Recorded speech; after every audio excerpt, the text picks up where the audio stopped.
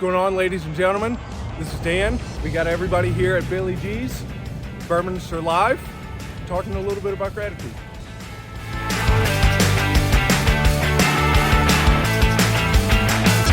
Good morning, everybody.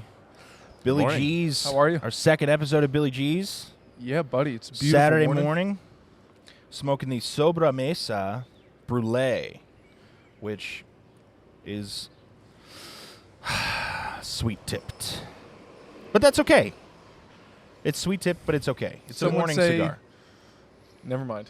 There are worse things. Not going there. There are worse things. I don't know. Grayson, are there worse things?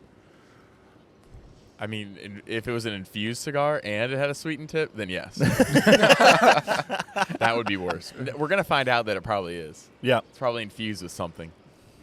Someone's Infused gonna with tell us. love. Having a little, well, honestly, Starbucks, but, you know. Oh, wait, you guys don't have coffee yet. Do you want some? Oh, yeah, actually, I have a mug down there. Grayson, you see it? Is there a full mug down there? Half full. Well, that's where I left it. Yep. It's It's perfect. It's drinkable. It's drinkable. 72 is better. How we doing? Good. It's good to be here. Yeah? Yeah. After a long week, what better way to start a Saturday? That's right. Bright and early, cigar. Feeling nice and coffee. dapper. Yeah, that's right. We dress up, even on our off days. You don't dress up on your on days, do you? I think I do, too, actually. Okay. I'm pretty you sure I dress up do. when you get home. I do. I do. I jump into khakis and a collared shirt, and then I'm relaxed. I remember at your wedding when it was time to clean up, and you got out of your suit, or no, it was the rehearsal, and you got out of all your nice clothes, and even your ratty clothes. You were like, "Have you ever seen me this ratty before?" And I go, "You look better than I do 90% of the time. 90% of the time." It's called goodwill and not spending much money on clothes, so you don't really care if you ruin a nice-looking shirt. So, what are we talking about this morning? What do you guys want to talk about? I'll be honest with you. With where we're at, with what we're doing, with what we're wearing, with what we're smoking, with what we're drinking, I mean, I think it's important to always remember to kind of take a step back, recognize all the hard work that you've put into your life, and to be grateful. Yeah. Because even if you've had a quote-unquote harder lot in life, there's still so much to be grateful for. Yeah. And I think we'll get into this, but it's key to be grateful. It's key to remember to always look at all the blessings in your life, because there's so many, and there's so many that we always miss. Especially the smaller things. The smaller things in life are always the ones that tend to be missed, but the funny thing is years down the road, you always tend to look back and go, oh, that thing that I thought was so insignificant, or that thing that I thought was just, it was a once-off, right? Yep. But you tend to look back at those small things and be the most grateful for those. Right. Because I can't find the word, but it's like you didn't expect it, Yeah. right? Yeah. And those are the things you miss the most, I think, when life changes, maybe in a direction you don't want it to. Like, you look back on the simple things, and you're like, oh, wasn't that great? Right. Yeah. And 100%. Yeah. So I think that's a perfect Gratitude. intro into gratitude. Yeah. Well, that was. I've actually been. I'm glad we're talking about it, but I think I've really been into this state of, because when you start a business like this, or you're working, you start a family, all the things, you sit back and you're like, okay, what's next? What do I have to? It's all about planning, right? It's all about planning the next move, the next step forward, whether that's bad or good or a success or failure or whatever. It's so vital. It's not, I wouldn't even put it as important. It's almost vital to who you are as a human being and to your soul to just be sit back and actually, because I don't want to go on too big of a rant here, but it's the sower and the reaper, right? So you sow all the seeds of whatever you want into what you reap, or what you sow, you will reap. And so you spend all this time sowing.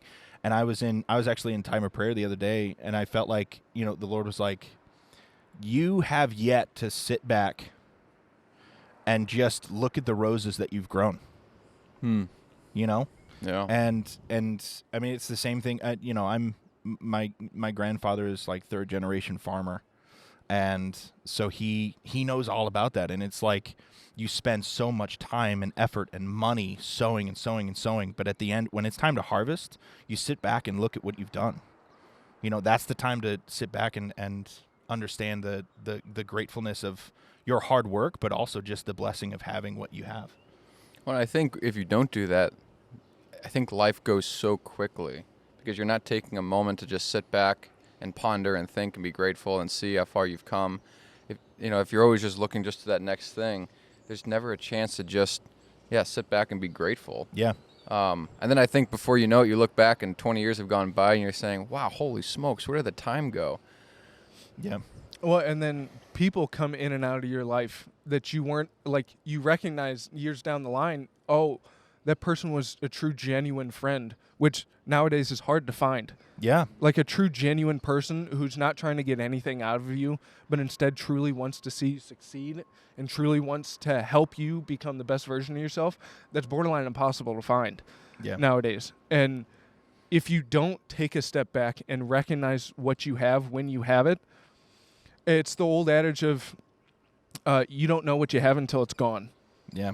And if you don't take that second of reflection and show gratitude, even if you got to kind of force yourself to sometimes, because it's extremely hard to show gratitude when you're bogged down with all your worries and anxieties and things that are, potential trials that you are going through. That's not to negate the trial, but it's still, even in the midst of that trial, it's so crucial for your sanity. It's so crucial for your soul. It's for your moral dignity, honestly, to kind of take a step back and just be thankful for what you have, because it's something what you said, Adam, a couple days ago was, you can get so bogged down with, oh, well, I've got to do this and I've got to do this, and especially if you're running a business, all the things that you have to do to keep that business up and running, to pay your employees, you've got so many different responsibilities. Yep. And yes, you've always got a to-do list, but I think all of that work is kind of negated if you don't take a step back and recognize the gifts the gifts you're providing for other people, but also the gifts that God is providing for you. Like that's key. Yeah. Hi. Hey. And it definitely is like, it's a balance thing, and we tend to fall into one extreme or the other. Like, I'm fine with where I'm at. I'm gonna sit back, and there's nowhere else for me to go. Or we're always, like you're saying, on the go, go, go, go, go. So it's like everything that requires balance. It's not an easy thing to do, and I think we're always trying to find like do I stop and pause and be grateful for what I have? But then I don't want to do that too long, to the point where I'm just sitting back now. Yeah. Right? And it kind of can become laziness at a certain point. 100%. You become complacency. Right. Yeah. I remember reading a quote, and I think I might be getting this wrong, but we'll see where this goes. The complacency is the killer of progression. Yeah. And obviously that's kind of like a duh, but like if you take a step back and, like you said, if you just sit in all the good blessings that you have, but you don't end up taking the next step and using them as the gift that they are to help better other people, you stop your progression. Yeah. And in life, in any aspect in life, there is no such thing as being still. Like, if you're not progressing, you are regressing. Yeah.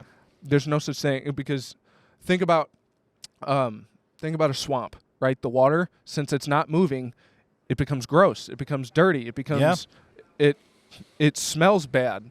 Yeah. And it looks gross. Even if it's calm, right? It's making itself worse because of its calm. Pond grows algae. Right. And I'm not saying algae's bad, but if in a river there is no algae because the water's always moving. Yep. Well, and also in a swamp, the things that lurk in it generally are not beautiful things either. So it doesn't even cultivate, in most cases. I mean, I'm sure, somebody would- Alligators are beautiful. They make beautiful boots. from a distance. Absolutely. They have nice pearly white teeth, but I don't want to be the cause of that change of color. No, but there's a great. I'm sorry. No, that was it. Just that I think when you sit still too, like you can start, like things can start just changing, and not always in a good way, But to your point, Dan, like you're either moving forward or backward. Well, that's a good point too. That it's not that things just stay neutral. Like everything is, what is that? Like the law of entropy. Like everything is always decaying. So you always have to be working just to maintain things the way that they currently are. Much less to even progress beyond that. That's like double work at that point. Yeah. Right. Absolutely. So gratitude. What are some things that we're grateful for? Oh gosh. Oh, You have- should I just be like the staple emotional Crier? guy in the relationship or in the Yes. relationship? You Wow, might as well be. already am, but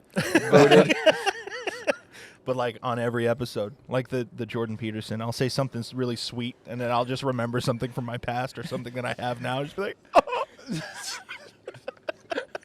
Send it. my family.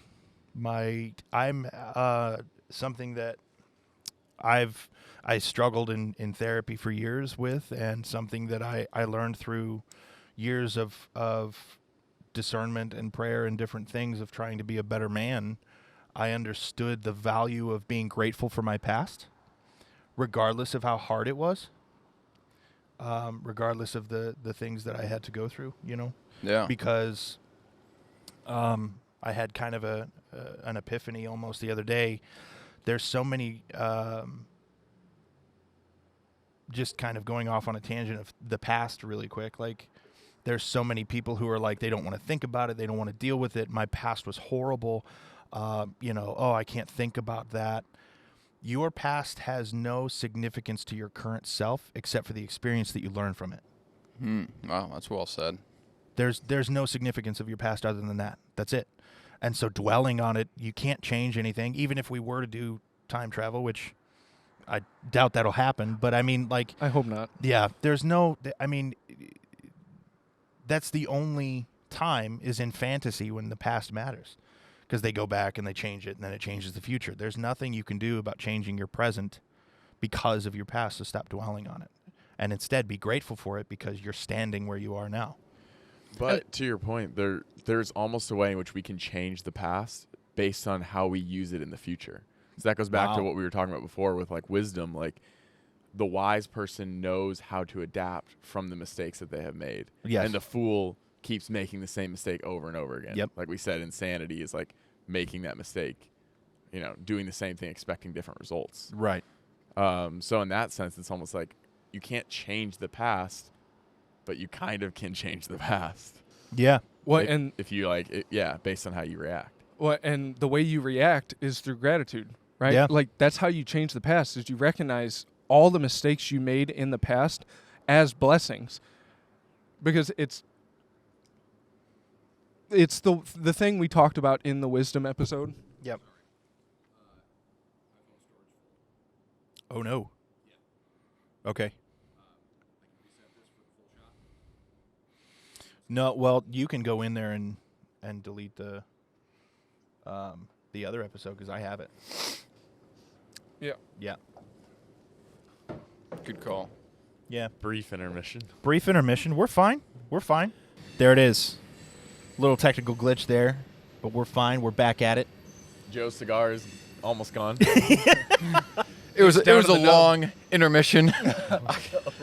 I just never stopped. Yeah. Jeez. Joe was inhaling that, or not inhaling, but he was taking a breath in that What- entire intermission. What? Yeah. Would you like some oxygen with that? What? No. What baffles my mind is you don't get any coning, and you still smoke that thing fast. I don't know. Like, it doesn't It's a talent. cone at all. So Yeah. I learned last night that if you smoke it quick enough, the ash will cone. Oh. And it's because all the heat is condensed to the middle, and it's just making it sharper. That's And why so- when you smoke it fast, it gets real hot. Yeah. Well, I'm grateful I don't have that problem. Yeah. You just Especially a lighter cigar like this. Like, you start smoking it fast and it starts tasting weird. yeah. Well, okay. I do have issues with cigars sometimes, especially if I'm driving. But if I'm just sitting here, I just do a 2-puff thing. You know, I take a puff, take a second puff right behind it, and I think that just, I don't know, I guess heats it up just enough that I'm Just burning enough. faster than you guys. But let's just focus on this real quick. Yeah. We started smoking at the same time. I'm going to need a second cigar. Do we have more cigars? Dan I've does. got a couple. Do you? Yep. I've got a couple in my. I'm going to have to bum one off of you. You'd be surprised. The mics don't pick it up at all. Yeah. A train went by in the last episode, didn't pick it up at all. Yeah. That's impressive. Yeah, we have a train probably 150 yards away from us right now, and the mics will barely pick it up. One of the greatest sounds in the world. Train sound. Are you sure? I think Are you so. a ferroecologist? What? No, I don't think so. A train But- enthusiast? No, I'm just saying the sound of a train it's wonderful. It's expansion. That's It's what it is, expa- expansion. it's- It's American dream. Not anymore. Well, okay, It was but back in the 1800s. yeah, but it's like appreciation for the past. Oh, there you And go. they still move a lot. I mean, look at all those cars. They're still moving a lot of stuff. Tons of so stuff. we are no longer the bourbonists. We are now the train enthusiasts. Yes. And Welcome. Do you like diesel but or electric? Definitely. I don't know, man. I'm more of a diesel guy myself. I feel like if you like diesels, you have to have an accent of some kind. Goes with the territory. It kind of does. Yeah. Yeah. I like diesel trucks. My dad did made grease. So, gratitude. Back at it. You know, Maya Angelou had an amazing quote. She said, "Let gratitude be the pillow upon which you do your nightly prayers." And you ruminate on that a second, and you're like, the idea of at the end of every day, whether you pray or not, whether you're, a person of faith or not, at the end of every day, you choose to sit upon the gratitude of that day.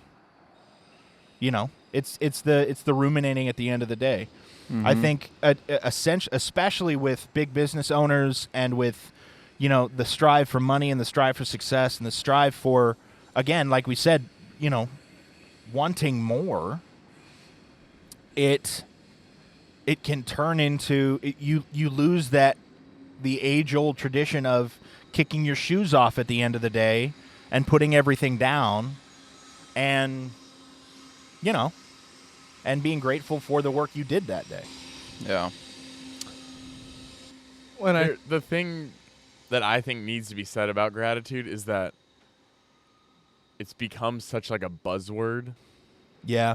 like such a cliche that it's almost like, like a cheesy Hallmark card, or like, oh, like Thanksgiving we all go around and say what we're grateful for, which is great, but it just kind of becomes like, I don't know, you say the rote things that you should say, and like you can say it without actually like really thinking about what it is. Being intentional. Like it feels like we treat it really like oh, it's a shallow thing, but really like it's meant to be something so much more serious that it actually like has an effect on you. So I don't know, it's I almost find it hard to like break past that, like, oh yeah, like I don't know, like, oh, I'm grateful for this, but like just like you're saying it, like, but do you really mean it? Yeah. Well, and that's where the intentionality behind your gratitude actually it matters. It counts, right? If you, like you said, if you're just going, well, I'm thankful for this, and I'm thankful for this, and I'm thankful for that, like that doesn't mean anything. But if you actually search deep down inside you, and you actually recognize like the beautiful gifts that have been given to you, and the beautiful opportunities that you have been given specifically for you, because everything that's given to you is specifically for you. Yeah. It's specifically for you to use. And that's where it takes intentionality, and it takes a little bit of time to where you actually have to sit down, reflect, and sit through all the things that have been given to you. So yeah, then how do you think you do that without it just becoming like, I don't know, you're just saying the words without it actually having an effect on you? Instead of it being a mantra, it actually being a part of who you are. I get what you're saying. Like, Yeah. instead of that, it's just my daily routine to say that I'm grateful, but how do you sink it deeper? Right. Well, I think there's such a thing as instant gratification. You can be instantly grateful for something Yeah. as soon as it happens. But I think real gratitude, comes with time, age, wisdom. Like a child isn't going to understand the sacrifices that his parents have made for him until he's older, and perhaps a parent as well. And then he looks back and he thinks, That's a wow, good point. Mom and Dad, they really went without a lot of sleep for a long time. Oh my gosh, I heard this quote the other day. How fast would you run to someone if they said, for the next 18 years, I'm going to pay all your bills and supply all of your food, and yet you complained every single time your mom and dad asked you to take out the trash? Yeah. Yeah. You know what I mean? Like, And we all do that's it. like a huge, that blew my mind, because I got off, I finished watching that video. I was like, I got to call my mom. Were you crying? Yes. But I was like, I gotta tell somebody that I'm grateful for them. No, what's interesting about that too is I feel like gratitude's very much connected to time. Like when you think, I don't know, oh, I'm going to live this long life. I have so many more days to live, so many more years to live. It's easy to not be grateful. But if you're like, if you're living in that mindset of like, you do not know the day or the hour when your life will end. Yeah. And like, you really are living just for this day. I think it's so much easier to be grateful. But again, it's not easy to do that. It's not easy to wake up every day and be like, I'm going to live this like it really is my last day. Again, we say things like that a lot, but it's hard to really mean it and to really live that, I think. Absolutely. And I think that kind of goes back to something we said earlier, which was like the old saying of you don't know what you have until it's gone. Yeah. And what you just said, Grayson, is a lot. It's taking that and actually doing something with the things that you have before they are gone. Yeah. And it's again, you're taking that time to recognize the beauty of them before they leave you and before you recognize the hole that they leave you when they're gone. Now, at the same time, you can drive yourself nuts trying to itemize every single good thing that's in your life and trying to be aware of everything. Like, it's like in the health industry. Like, you could drive yourself crazy trying to do every single thing right. So I don't think like that's what you're called to do. Like, you can't possibly be mindful of every single good thing that's in your life. Yeah. We just don't have the mental capacity or the time in the day to do it. 24 hours goes by really quick if you start doing that. Right. But it's as things are coming. It's trying to have, you're grateful for these things. You don't have an attitude of complaint or entitlement. I deserve these things, and then you're mad when they don't happen. It's grateful when they happen, grateful when they don't, and it's more of a disposition of your mind and your heart of just how you take the good and the bad. Absolutely. Because, I know people, it seems like every day is the worst day of their life. Even if a good thing happens, it's not good enough. And a bad thing happens, it wasn't justified, or they didn't deserve it. Everything affects them. Everything is somebody else's fault. Yeah, that victim mentality. Right. And, and we all fall into that. It's part of it's just being human, but it's just having a mindset, a disposition, a reverence towards everything that comes towards you, a humility. I don't deserve this stuff. I'm going to enjoy it while it's here. Be grateful for it. Share it, which is a big part of gratitude, is passing it on and sharing it. And being willing to let it go. And not letting that sink into like, oh, I want to be able to control everything, like you're saying. Oh my gosh. Like the people. There's one guy right now he claims he's going to like break the record for like the longest person ever lived or something like that. Because he's doing like, he studied all the science, knows exactly the most heart-healthy way to do everything, sleeping the right amount every day. But that's become his God in a sense, and it controls all of his time. Like, all he's doing is trying to like extend his ability to live. Watch, he'll die next week. That's morbid. Yeah. But look what you just got. But like, on a serious note, like, nothing against this guy, but often when we make these, I'm never going to do this, when we make those plans, that tends to be when something happens. Exactly. Because you're not expecting, you are living every day as if tomorrow is guaranteed, and it's not. It's not at all. Well, I'm sorry. No, Go ahead. there's a story. Who was it? There's some guy who, like, did all these daredevil things, went over Niagara Falls in a barrel and survived, fought through World War II, and then, like, 2 years after all of these things, being shot at, he gets in a car accident, just driving home from, I think it was like the store or something. He expected to be home for dinner. Like that. Yeah, and it just died. It's just, you never know. It's not to say you shouldn't make plans for the future. That's obviously a good thing. You want to be prudent, but just be grateful for the time that you have right now. It's important to make plans, right? You have to be responsible for what you have, but also have the ability to adapt if plans don't happen the way that you plan them to. Yeah. Right? It's being able to be open to the way that I've heard is be open to something better happening. Even if you don't think or feel like it's better for you right now, the funny thing is in 10 years, you'll look back. If you're able to remember, 10 years, you'll be able to look back and say, I'm actually kind of glad it didn't go as planned. Well, Dan, that reminds me of a quote. There was my brother told me about this guy who was a hostage negotiator in Iraq.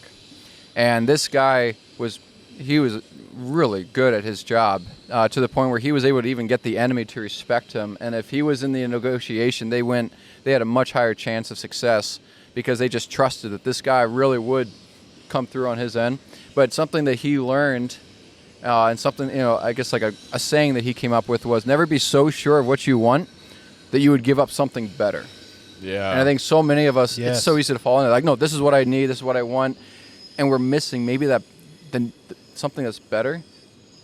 But anyway, that's something that stuck with me. Never be so sure of what you want that you give up something better. Yeah. Yeah. That's beautiful. Never be. I love that. That's good. That's good. So, Adam, you kind of talked about something that's pretty... Oh yeah, we got away from you, Adam. You were... No. You're fine. That's the point of this. We're just sitting and talking, man. True. And if you guys want to be assholes and cut me out of the conversation, that's fine. So You're welcome. See, Sounds good. So, Grayson. No. It's just like I think we'll eventually get to this point.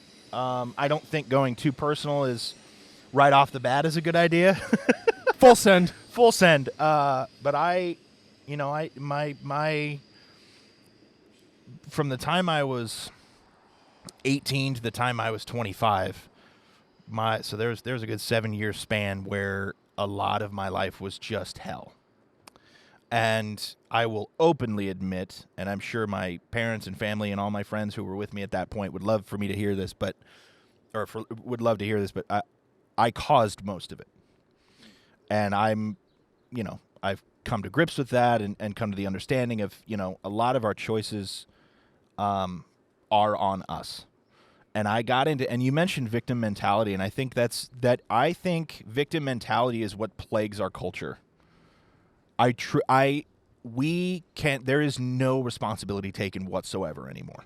Yeah. None. Right. Absolutely none. And even within, it's a family killer. It's a soul killer. Because if you can sit back and look at something that literally you had your hands in, and then you look at that and be like, well, no, but that guy made me do it. Or, well, this happened because of this person. Right. You know what I mean? And it's the victim mentality of it's no responsibility. Well, and not only are people not taking responsibility for their actions, there's nobody holding anybody accountable anymore either for those actions. Right. For them making the mistakes. Like, nobody's calling you out. And the funny thing is now we kind of see it in the culture and in the world. It usually tends to take a drastic slap in the face to wake you up and to help you recognize, because you were either too prideful or you didn't take the time to recognize the mistakes that you were making. And it's hard to do that. Yeah. Right? Because it's kind of like being grateful for every little thing that you have in your life. Like, if you took a second, or if you took days to just sit back and look at all the wrongdoings that you do, you'd probably send yourself into a depressive spiral. Right. Exactly. Because then you'd constantly you'd fall into self-pity. But it's kind of finding that importance and being grateful for the mistakes that you make, especially if you recognize it. Being grateful to actually be able to recognize your mistakes, because then once you recognize that you're making a mistake, you have the opportunity to actually change that. But only if you're willing to admit that it was your mistake. Absolutely. Yes, 100%. It's like a double-edged sword. Like, in a sense, there's freedom to be like, oh, all of my problems were caused by things outside of me. Like that's nice to be able to say that. But then that means, okay, I can't do anything to change it then. Right. But if you're like, no, every bad thing that's happened to me is my fault. Yeah. Or at That's least like- I had a hand in it. That hurts. Yeah, but then it's like, all right, but now I can do something about it because I've admitted that, I am at least somewhat to blame for this. 100%. Yeah, I think that is a stepping stone to gratitude. Yeah. Because we spoke about this in the wisdom episode as well, but like the choice between sadness and depression, right? And the choice between sitting and being like, and it could take you down that path. It could, like, thinking of all the wrongdoings and even if it's one situation, like even if you're in an argument with your wife or something, and you sit and you're like, well, she did this wrong. She did this. She did this. She did this. She said this. She was nasty. Okay, what did you do? Yeah, what did I do? Yeah. What did I do to do something? What did I say? Right. And I 100% understand that marriage is not for everyone. It's just not. Because there's people out there that cannot sit and ruminate and understand that you've made a mistake. They can't be selfless. Done. Sorry, go ahead. No, go. I was just going to say that, like, it's like, all right, you're the captain of the ship. If something goes wrong, like, you are to blame even if, like, you really didn't do it. Yeah. Right? It's like, no, because you were in charge of everyone there. You're in charge of making sure it runs smoothly. If someone really messes up, it's on your shoulders. Yeah. And that's the same in, like, if you're a general in the army or whatever. Yeah. Well, Like, you're the Jocko Willink leader. talks about that. Yeah, Jocko talks about Yeah. it all the time. Yeah. Like, you take the blame no matter what. And Yeah. they won't take that excuse like, oh, but he did. Nope. You're in charge. And Right. things got messed up. It's your fault. And because you're the one in charge, you have the greatest opportunity to do something about it, to make the change that's needed. Even if you personally didn't make the mistake, if you're the leader, you have the opportunity to try and make sure that mistake doesn't happen again. Which is Yeah. why it's so crucial for the leader to take charge, because Right. he's the one who actually has the possibility and the opportunity to make the change. Now, obviously, if the leader doesn't make the mistake, the person who made the mistake actually has the greatest opportunity. But if that person's not willing to accept the accountability of the leader, then the leader has to make the change. Yeah. Well, that even goes into a deeper conversation of like how powerful a leader is, because a true leader should look at every mistake, no matter if it's made by him or one of his peers, or one of his. I mean, in this case, like if you're a commanding officer or and it's one of your privates or whatever, like you have to understand that in every situation, if something goes wrong, a good leader looks at it and goes, how can I do the best to my ability so that this won't happen again? Right. Because there's a chink in the armor somewhere. Yeah. I have to go to the blacksmith and bang it out. Yep. Right? I have to understand that there are things that I can do too. And that digs into being a father. Absolutely. Like you're the leader of the family. why is my You're kid supposed to be. acting this way? What can I do to where they don't?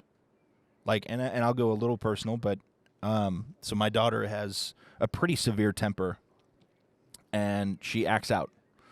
And so every time we argue, and at this point we're just like, we don't give her the time of day anymore. Like, if she throws a tantrum, we're like, hey, there's a room for that. It's called yours. Go downstairs. But like, but I understand that earlier in her life, and even sometimes now I have a struggle with it, but I have a temper. And it's not that I don't think mannerisms can be passed down biologically. I don't believe that. I believe that most mannerisms are taught. And so if she's acting out that way, she's seen me do it. Even if I thought I was alone, even if I thought she couldn't hear me, She heard you. She heard me. Or She saw- saw it yeah. or something, right? And so her acting out or her exploding emotionally because of something that's wrong, because she can't communicate those emotions, that came from me. And so my job as a father and a leader is to sit back and say, yes, we need to talk to her. Yes, we need to not just and I think every parent's like go-to thing is like, we need to rectify this situation now. It's care and nurture and teach out of it. Unlearn behavior, right? But also as the father, or in my wife's case as the mother, as the parents, you sit back and you're like, yes, but what do I have to do to change so that she sees the changed behavior in me? And therefore, it doesn't become a psychological game of, well, you still do it, so why can't I act this way? Yeah. It's the leader taking charge, even though I'm not throwing myself on the floor. I'm not throwing stuff at the wall. I'm not punching and kicking things. But she is. Why? What can I do to rectify that behavior? Yeah, it doesn't become that do as I say, not as I do. Exactly. That's the stupidest freaking saying. It's so dumb. I mean, It's it might have a time and place for it, but I think it's way overused. It's usually used ironically too. Right. Yeah, oh, yeah. Exactly. That's Because true. you know, like, all right, I'm telling you to do this, but I do the opposite. Right. But Well, go ahead. So that whole topic, that goes back to one of our first episodes where we were, and I think that's something we're trying to bring back in the culture is like, men are called to be leaders, whether that's in your marriage or your family. And in our world today, that's taken to mean like, oh, you want this tyrannical control. You want to be able to dominate like your wife and your children and get them to do what you want. But I mean, no, a little bit. true leader. I'm kidding. I'm kidding. Gosh, you ruined it. A true leader is the one who carries the heaviest burden of responsibility. And like we're saying, if something is wrong in the family or something is wrong in the marriage, the man says, okay, this is my responsibility. Right? Yes. It's not my wife's fault. It's not my children's fault. And I'm just this poor passive person who is having all these things happen to me. It's like, no, I'm called to be the leader. And if something is wrong, that burden is on me. Yes. So Right. like in that sense, like being a leader isn't like, oh, like I get, I have all these people serving me. It's like, Yeah. no, I am serving them. Yeah. It's my duty. It's my Yes. responsibility. Well, and if you look at like the greatest leaders, whether in military, whether in a monarchy or wherever, it was the people who had the greatest influence and the greatest power used it to bring the people that were quote unquote underneath them above them. Yes. Right? They used their gift of the power, the gift of the influence, the gift of authority that was given to them, and they used it to help better the individuals who didn't have it. Yeah. Yeah. Because I'm- a tyrant yeah. doesn't last forever. No. If you're actually tyrannical, you will be taken down. Oh yeah, absolutely. You see it in every single country's history. Right. Like, yes, it may have lasted decades, right, the tyrannical rule, but at some point it always comes to an end, and the more tyrannical the leader is, the greater the downfall of the entire country. Well, because you're constantly wronging somebody. Yeah. You're creating enemies along the way. So as you become weak, somebody else is greedily rubbing their hands together, thinking this is my moment to get that guy back. Yep. Yeah. As Right. opposed to a loving son, as his father ages, he wants to care for him and still learn from him. But yeah, if the father or the leader is like more of a dictator, as soon as he shows weakness, you move in for the kill. I mean, you see that. Yeah, like you said, Dan, that's played out time and time again in history. But a loving leader, a good emperor, a good king, fosters love and support and care from his subjects, from his family, to where when he falters, when he has a moment of weakness, they're there to help him, to build him back up. And they want to be there Right. to help him. and 'Cause they build love back him. up. Yeah, right. Yeah, tyranny doesn't foster love; it creates hate and disdain, and- Selfishness. yeah. Well, and it also goes back to because we were talking about trauma and things in the wisdom episode, and Grayson, you said something like, "It whenever you go through a hard time, you tend to take the extreme opposite, Yeah. Right. right? And that's as a leader, you can't take extremes at all, because the extreme of one end. So, like if you go to, so I feel like the culture today is like we have to do things that make everyone happy all the time. We have to make sure everyone's included. We have to make sure everyone is well. No, that's not how anything is run. If That your just makes friends, everything meaningless at that point. Right. I mean, I'd go Oversaturation. pretty right. much. I'd say if you're a Participation friend to everyone, you're responsible for no one. If you're a friend to everyone, you're responsible for no one. But if you're an enemy to everyone, you're only responsible for yourself. So that's not a good leader either. Right. And it's so, like you said earlier, it's balance. Everything is balance. Absolutely. Whether it's leading, whether it's responsibility, whether it's gratitude, and whether it's sitting back and understanding that you've messed up. Well, and it's kind of the whole reason I think if the leaders too focus on trying to provide happiness and joy for his people, then the people become the leader, not him. But if he's too focused on himself, then he's tyrannical, right? He's not using the power and authority that was given to him well. So it's finding that balance point. Fun. Yep. Let's just do that. Yeah. We'll just keep going.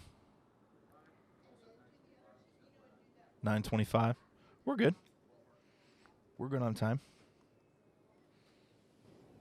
I'm not good on. Yeah. Switching to a single camera, which still going to look good. Sorry about that. Next Fun. time, you'll Be get it better. right. You'll get it Just right get next like time. a blank iPhone, just for this, a bourbonist iPhone. That'd be cool. Well, the goal is to, by the way, if anyone wants to throw some gifts our way, the goal is to have actual cameras. That would be nice. But you know what? I'm grateful for what we have. Attaboy. But still looking forward. That's right. But not getting complacent. But that doesn't mean there aren't things I want. Right. Oh, there's a good side road we could go down. Let's just dig into balance of need, want, and gratitude. Because you can't, like, again, you were saying if you sit back and you become lazy, you have the potential of becoming stagnant if you just sit back and look at what you've built and don't do any more, right? So how does one walk with gratitude? Can I say something about needs and wants? Yes. I Say heard- anything you want, dude. I heard I'll this allow it. recently, that our needs are limited, but our wants are completely unlimited. Our desires. Yeah. So especially you live in a capitalist society, advertising is all about making you feel like your wants are actually needs. Wow. And that's really powerful. Yeah. But that's also like, that fills you with anxiety, that fills you with this constant like rushing around. And that's what we're all doing, right? All the time. I know I'm guilty of that. Yeah. Absolutely. But if you actually focus on like, no, this is what I really need. And those are limited. I need a certain amount of food. I need shelter. Once I've had those things met, I'm good. And I may have other wants, but those are not needs.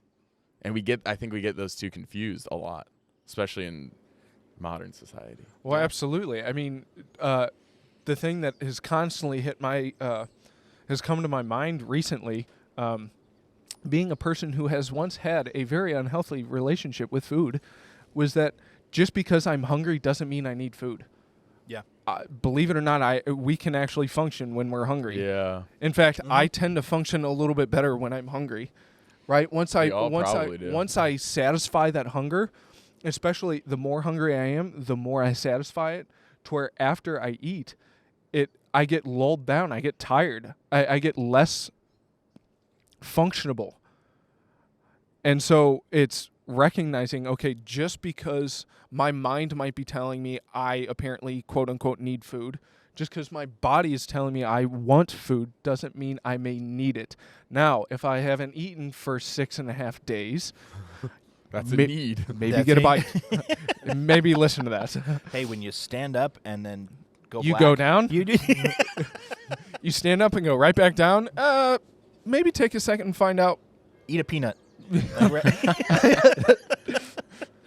A bite of a sandwich. Whatever. But But yeah, what percentage of the time when we like decide to eat are we actually hungry versus like bored? Like I do that all the time. Like when you're bored, you don't know what to do. It's like, all right, I'm gonna go eat something. Or Yeah. I'm Yep. gonna go drink something. yeah, And it feels like, oh, I need this. right. But it's like, no, you don't need it. No, Yep. and yeah. My I had 2-year-old's something, I getting lost into that. No, it's I'll pick Again. it up. My 2-year-old does that right now. He's like, he'll get bored because he's got, unfortunately, I'm pretty sure he has ADHD just like me, and so he gets bored quick because it's that dopamine just lowers, and you're just like, all right, what's next, right? And then Food. remind me to come back to that because I want to. But anyway, he'll go chips. Let's have some chips. I was like, no, it's not time for carbs and salt. And he was like, no, chips. I'm like, no, you can't have a snack right now. You're not hungry. You have an appetite. Yeah. You don't need it. Fine. We eat 3 times a day. Well, and in today's culture, especially if you go see like a dietitian, they tell you to eat every 2 to 4 hours. Yeah. And it's like, no wonder why we're so fat, Yeah. right? We're constantly eating. Yeah. When it's like, wait a minute, our ancestors ate once, maybe twice a day, once in the morning and then once in the evening after all the work was done. And they had to go kill it first. Yeah. They had to go find it. So sometimes if you want to go way far back, they had to find it, which sometimes took days. Yeah. So they didn't eat for days unless Right. it was berries and... And yet they still hunted with, pristine precision. And Some better than others. yeah. Those guys stayed home. But actually, if I remember correctly, those guys were kind of just slowly pushed out of society. Oh, you can't bring us food? Oh. Oh, that's a shame. Bye.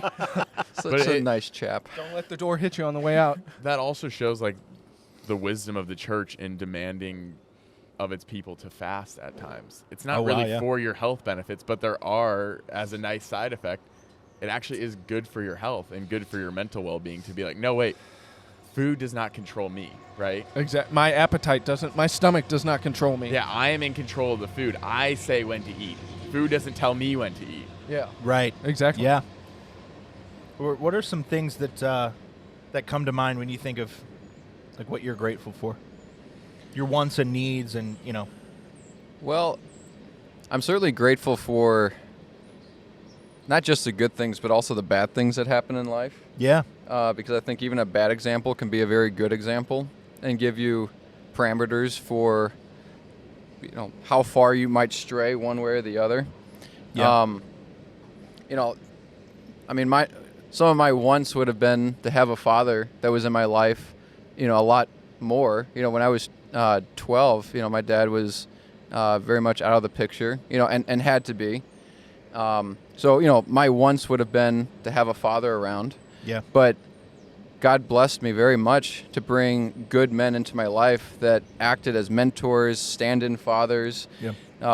When my twin brother and I turned 21, we invited over all the men who had been instrumental in our lives. Oh yeah. We all sat around the patio and we smoked cigars and they brought bottles of scotch and whiskey and, we sat around and it was just so neat to sit back and look at all these people that had played some role in our life from dads to priests, and just young men our age, who had been instrumental. And I was so grateful for that, because everyone represented just something that they had passed down to us. And we were just so grateful for that and just overwhelmed by just the blessings. They were just standing right there before us. Yeah. So I'm very grateful that I have a loving Father in heaven that that bestows many, many graces upon me. Some of them are hard to recognize in the moment, and then it's down the road looking back, I see how that was a building block towards something else, and I'm able to be grateful for that and recognize the wisdom, for maybe that hardship. I think grateful for a very good, strong, loving mother that protected all of us and made the hard decisions. And again, she took on the leadership role. She's had to take a lot of backlash, for the mistakes of my father. And, and I know that's been hard for her, but being a leader is being able to take those, the backlashes, and, she's having to take the fall sometimes for things she didn't do. But again, she was the leader, so it's like, well, it goes with the territory. I'm grateful for the bad things that happen in my life, very much so. Well, yeah. I was going to say to your point, Joe, like what's cool about that story is like our understanding of things is so limited that like in the moment we almost don't know like what is a good thing and what is a bad thing. Yeah. Right. Because Yeah, like yeah, you're saying, a lot of times like the bad things can become, the greatest blessings, Right. or they can provide like the greatest opportunities for growth or whatnot. So it's almost like we need to be grateful for everything. Right. And by doing that, like, it might actually be able to transform the bad into something good. Well, like, in the long as run. I was growing up, there were a lot of sacrifices. I remember, just being like 12, 14 years old and, seeing people my age going out and, having fun, having people over, having their parents pay for things. And, that wasn't the case for me. If I wanted something, I had to go out and earn it, get the money in order to do it. My brother and I wanted to go to a leadership camp when we were younger, and we spent all summer selling candy bars in the hot sun for $1 a piece to raise the money, and we had to work for that. And I'm grateful for that because it created a work ethic. I think it built character. It wasn't just given to us. Like, we had to really earn it. Yeah. And then I think you appreciate it more. It's not that, good things can be given to you. Yeah, and that's good. There's nothing wrong with that. Like, learning how to receive is just as important in knowing how to earn something as well. Yeah. Because both are good. But like knowing that, I don't have all, I wasn't able to have all the fun that I wanted to have. But looking back on it, I think, wow, in so many ways, like, I really was given a head start on being an adult because I had to start learning what that meant from a very young age, as opposed to right out of college and you're like, oh, now what? Now I got to figure out what it means to be responsible and an adult. Yeah. Well, and I think, far be it from me, because I don't know what you're going to be like as a father. Yeah, I do, but but I think that taught you and brought you into your future of what you're going to be like as a husband and a father, and what you can teach your children and how you can teach them. And the same thing was Right. It wasn't until I was in my early 20s that I even had a grasp on the fact that when I was growing up, my parents didn't make a lot of money, but I never knew that because of the sacrifices they made for me. Mm-hmm. And so and that turned me into the father that I am today, watching my father work his ass off every single freaking day. And then, as a kid, you're like, well, I don't see him very much. But then as an adult, you're like, but that's why, because I had literally everything that I needed. Right. And of course, he's standing like right over there. Yeah. But no, it taught me to, it doesn't matter what I have in the moment. It matters if my kids are taken care of. It matters if my family's taken care of. And then that goes back into grace and the gratitude and the responsibility of leadership, of being a good father, of being, and you're going to pass that on. Right. You're going to, I guarantee you bring that. I don't know. I haven't talked to Jordan about your marriage, but you're bringing that into your marriage. That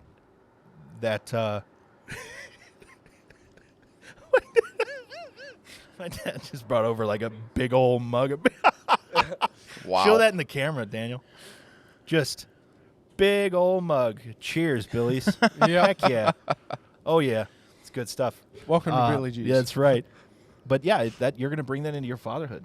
And Well, I guarantee you, yeah. and because of, and the same goes for me, like, even though my dad was I met him when I was 2.5, and he's the only dad I've ever known, right? But when you grow older, and then I understood what happened to my biological father, and like he was gone, but that brought me into who I am today, to where I don't care how hard life gets, I will never abandon my children, because I know what that feels like. Right. Yeah. Right? Yeah.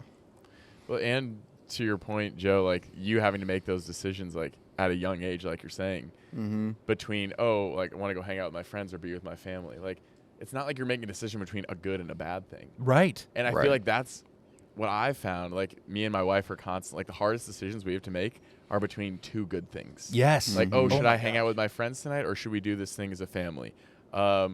Should we spend Thanksgiving with your family or with my family this year? Like, those are the hardest decisions. Yeah. Well, You don't run into the good versus bad as often as you run into the good versus good. Well, I want to piggyback off of that, Grayson, because even that is a gift. You have Right. you and your father and your mother did something right that put you in a position where your choices are between good things, because the bad things, Yeah. and 90% of the time are so obvious that's not even an option.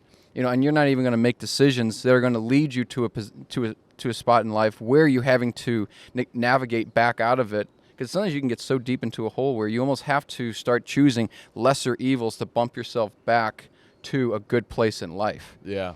Right. So that's a blessing that you're in a spot where your good decisions, your choices are both good options. Yes. There may not be necessarily a bad outcome. And that's a great standing in life that I think a lot of people don't have. Right. A lot of people are stuck between a rock and a hard place. Yeah. But again, even that, you can use that to your advantage. Yeah. It doesn't have to be immobilizing. No. It did, yeah. And actually to all of our, like Grace and your dad and Dan and just your family in general, and like my parents, like we all talk about the greatness of success and how important it is to be successful. And I heard a quote the other day from like a self-made billionaire. He was like, you know what true success is? Your children wanting to spend time with you when they're adults. Yeah, absolutely. Wow. Yeah, that's beautiful. That's what true success is. Yeah. I don't give a shit about all the money that I've made. My kids want to come over to my house. Yeah. Well, you hear Jordan Peterson talk about it, especially fairly recently, how he's had this beautiful, illustrious career as a professor, and now he's a massive influencer, and he's got so many different things going for him. He's got this beautiful career, and yet he goes, I truly enjoy my career, but the biggest thing that has become, it's always been important to him, but it continues to grow in importance to him, is his family. Yeah. Mm-hmm. And I think this ties into what I'm most grateful for is responsibility. Yeah. Wow. Yeah. The responsibility that I've taken upon myself, the responsibility that I've been given at work, the responsibility that I've been given in my family, it helps me become a better man each day, which means the better version of myself that I become each and every day is, it helps me help other people more. Yeah. Because it's when I come and I meet someone and they've got a genuine smile on their face to see me. I That was is literally just thinking that's that, what I'm most grateful for. Yeah. Right? The fact that I have that ability to provide someone with that genuine, that beautiful smile. Yeah. Regardless how ugly I may think you are. It's beautiful when you have this genuine smile. We take you for who you are, Dan. Your smile's a bit crooked, but yeah. Listen, your teeth are about as jacked up as they could be, but guess what? It's your crooked smile. Well, but we were talking about that a couple days ago. Like the glory in when you walk into a room, people seek you out to just say hello. Yes. Yeah. Because that's success. That's influence. That's true manhood. That's Those are the being things that right. matter when life starts kicking you really hard. And Yeah. those people stand around you, as opposed to they step back and they're like, he had this one coming. Right. Yeah. Because, yeah. I guess how sad would that be? You've lived a life, and then when you need help, you've lived your life in such a way that hurt other people, and then when life gets tough for you, everyone just says, good luck. Right. I love this. I love the movie It's a Wonderful Life with Jimmy Stewart, and he and his father, they spent their entire life, helping the town and bailing people out, and and then when they needed, when Jimmy Stewart needed help, everybody rallied around him, pulling out their piggy banks and just lavishing him with gifts. It's a beautiful and then his brother says, to my kid brother, the wealthiest man. The wealthiest man in the world. Yeah. Yeah. Right. Because he really was. He had a whole town that loved him and took care of him. Right. Well, and that, to Dan, back to your point, that ties in well, like the things you're most grateful for, the responsibilities, which also a lot of time they're not the things that you love in the moment. Oh, Right? yeah. Like a lot of times we're like, I really don't feel like waking up and going to work today, or whatever it might be. But it's like, because it demands that sacrifice of you, that is what makes it such a great thing. Yeah, Like if absolutely. it was easy, you probably wouldn't have much to be grateful for. But the fact that it is demanding so much of you, Yeah. in the long run, it will be something that you're grateful for in the end. Absolutely. Yeah. Grayson, do you have anything to be What are you grateful grateful for? Yeah. What are you grateful for? Better Think phrase. about that. I feel like there's so many obvious things. Yeah. That was the trouble that I Be was having. genuine. Was Like you what, said what's before, not be obvious? genuine. Yeah, like I was saying, like let's all go around the table at Thanksgiving, say what we're grateful for. It's like, all right, we all know what we're gonna say. But I guess something that might be a little more nuanced for me is like friendships, Yeah. because all of my the best friendships in my life, and even all three of you guys, they weren't like people I went and was like, I'm going to be friends with these people. It was like a gift, like it was given to me. Like I didn't even like I wanted good friends, but like I wasn't like, oh, this person, I'm gonna like make them my friend. And that's the case with all the best friendships that I have. It's like it was a gift, and I believe it was a gift from the Lord. Absolutely. Like if you ask and say, I need good men in my life. Like I need people who are a good influence on me. Like I believe they will be placed in your path. And then it's, again, that's a source of gratitude, because it's not like, oh, I did this, I made these friends. It's like, no, these friends were like given to me. So that's a huge thing that I'm grateful for. Absolutely. And I'll kind of piggyback off that, because that was one of the biggest things that I desired, especially growing up. Like, I always wanted true friendship. Yeah. Right? The whole phrase of it's better to have 4 quarters than 10 dimes. I wanted those 4 quarters. Yeah. I wanted those men who are going to stand by me when I struggle. I wanted those men that I wanted to be with when they struggled. And when I asked God that, the funny thing was God has continuously showed it to me, especially recently, is in that moment God said, hold my beer. Yeah. Check this out. Yeah. Because within 6 months. I love that phrase. In 6 months. Yeah. I met you guys. Yeah. Or I at least met one individual who led me to you guys. And well, then that's the power of your influence. Yeah, well, praise God. 'Cause sometimes I don't think much how it's hard to see how I played that big of a role. It's because you weren't like trying to. Yeah, like if you were trying to Right. like manipulate it and be like, I'm going to control all of this, it probably wouldn't have happened. No. Right. and it wouldn't have happened the way you wanted it to. No. Okay, so something too, we're talking about gratitude, but also I think generosity comes into this as well, because there is a bit of selfishness very early on with you guys, and with me. There was a moment where I had to decide, do I want to share these guys with somebody else? Because Oh, wow. Dan and I were getting together once a week leading up to his confirmation. We were getting together once a week for a cigar and a movie and talking about life. And then I met Adam, and he and I were having great conversations, and so I loved you guys both. And there was a brief moment when I thought, do I really want these guys to meet? Because what if they end up becoming better friends and I have to take a step back?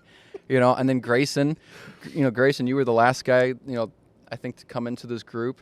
And there was a moment in that too of like, this is going to be my future brother-in-law. I kind of want him for myself, and so You guys can't have him. yeah, I mean, but I had to decide, no, I think these guys would all be really good. Right. And in a sense, be willing to maybe even take a step, take the back seat a little bit, if you guys all hit it off really well, and then maybe I step back. And I think again, to talk about being a leader, you have to be willing to make even that sacrifice and make that risk. Yeah. Because I could have. Yeah, actually, there was a brief moment where I felt like Dan, you, and Adam were becoming better friends. And, there were a couple moments where I had to navigate that and be like, you know what, though? But that's good. Those bastards. Son of a bitch. But they were becoming good friends. And I was like, how can I be mad about that? They're good guys, iron sharpening iron. So I don't know. I just want to throw that out there. It's easy to think that like, oh, if Dan starts liking Adam more, that means Dan's ability to like me will have to diminish. But it's like, Right. it doesn't work that way. But we always think that it does. It's like a mom with like her kids. Like, all right, you have 6 kids. Does that mean you like them all? Like the amount you like each of them diminishes with each kid that comes. Like, no. Mm-hmm. It probably increases, if anything. Yep. It's that whole phrase of, well, which kid do you love the most? Mm-hmm. And most parents will be like, well, all equally. Like Right. the funny thing is, every time that a new kid was given to me, I was blessed with a new kid, Yeah. a new life. Mm-hmm. I grew in the amount of love that I was able to give. Yeah. Right. Yeah. And I think that love corresponds with the responsibility that you're given. Because when you take the responsibility and you openly accept it, Yep. like that's when your ability to grow to love, it grows with you. Yeah. Mm-hmm. Yeah. Well, and with great love comes great risk. And with sacrifice comes the potential for pain. And all these things help you grow as an individual and helps the next person if you're willing to be generous and pass that on. Yeah. You know, so like with your guys' friendship, you know, I could have kept you guys all to myself, you know. Not going to share these guys, but, you know. Who's this Adam guy you keep talking about? Shut up, Dan. None of your concern. You forget about that. But look at the fruit that's come from this. Yeah. You know, the four of us, I mean, our conversations have just grown deeper, and our camaraderie has become more beautiful, and our friendship is stronger. You know, and I'm not trying to sit here and take all the credit, but I think there was a moment where I had to think, do I want this for you guys? Yeah. You know, because I knew your value, and so I don't know, I accepted the risk, and God's been very generous. Yeah, Yeah. you like we talked about that a lot today about like the desire for control, and like that was you like having the humility to be like, all right, Yes. I'm gonna relinquish control, and whatever happens, and like Right. it ended up being something good. Yeah. And more than often, what am I trying to say? More often than not. More often than not, that is the Found case. Yeah. Thank you. Yeah. Very And true. well, and you know, God bless Spider-Man or the writers of it, but great power comes great responsibility. It's great love. With great love comes great Well, responsibility. think about and I'm gonna get sappy on you, but what's the most powerful thing in the world? It's love, right? Love has the ability to change hearts and change minds. Nothing else does. Yeah. Hatred only makes it worse. Yeah. We should do an episode on love. On and love. 'Cause No, that's another word like gratitude that's such a buzzword. Right? Yes. Absolutely. Oh, Love yeah. is love. and It's like what? totally you misunderstood sure? now. No, it's No, not. I'm disagreeing with that. No, I know. I'm saying that's what I'm like. Yeah. Like, we is should do it an really? episode Right. on hard truth and what love really means. Yeah. Absolutely. More to come. Yeah. Well, can I just tie this back into something we said earlier? Do it. Please. We were talking about like, all these, emperors, or like, well, let's take Napoleon for example. Like, okay, in a sense he was like ruling the world for 30 plus years, and it looked like he had control of everything, but that came to an end rather abruptly. Yeah.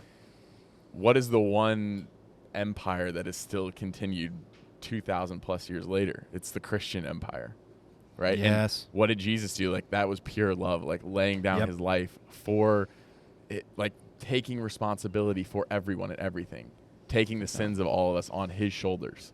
Like, that's pure love and pure responsibility. And that's the thing that lasts, not Yeah. the Mhm. selfish emperor, not the Hitler, the one who desires power and pleasure and whatever. Well, and I think a lot of the beauty has to come with, every one of us is given our own free will, right? We have the choice to choose God or not. And yet God knew we had the free choice and that we could potentially choose to go against him. And yet he still did what he did. Yeah. Yep. I don't know if there's a better note to end on than that. I wouldn't think so. No, Cigar drop. Sweet tip drop. Sour. Well, this Take has us been home, great. Dan. Absolutely. Sure. Adam, Joseph, Grayson, Dan, everybody, thank you for joining us. We'll see you next time. Thanks for coming to the table.